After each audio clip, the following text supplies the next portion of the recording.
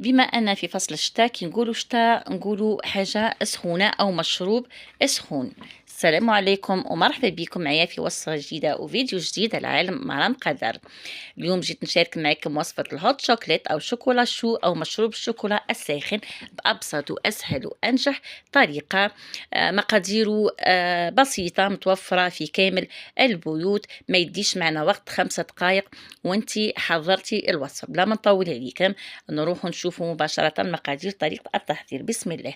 هنا في طاوة درت مغرفة تاع أكل سكر عادي، ما ننسوش من بعد راح نزيدوا الشوكولا.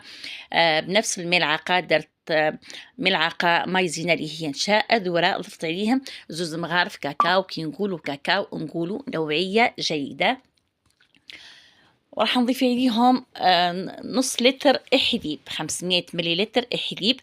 ونجيب الفوي ونخلط المقادير هذا كامل بارد في بارد حتى يتجانسوا المقادير.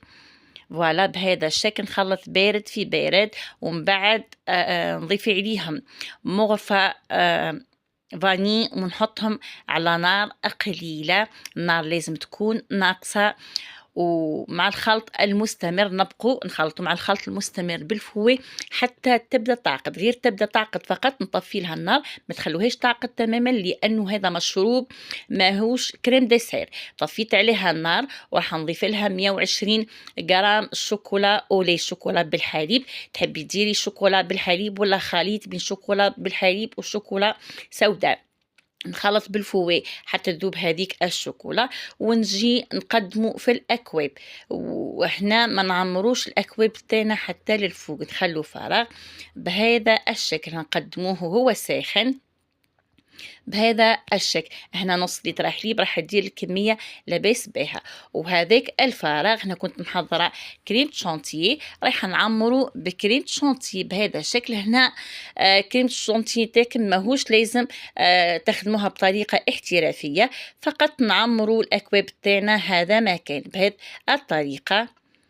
فوالا بهذا الشكل. وفي الاخير راح ندير تزيين بسيط. انا هنا زينت برشه كاكاو. تحبي تزيني برشه كاكاو كيما درت انا، تحبي تزيني برقائق الشوكولا ولا بيبي الشوكولا، التزيين راجع ليك.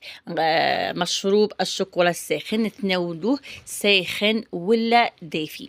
كانت هذه وصفتنا نهار اليوم، هوت شوكليت او شوكولا شو او مشروب الشوكولا الساخن.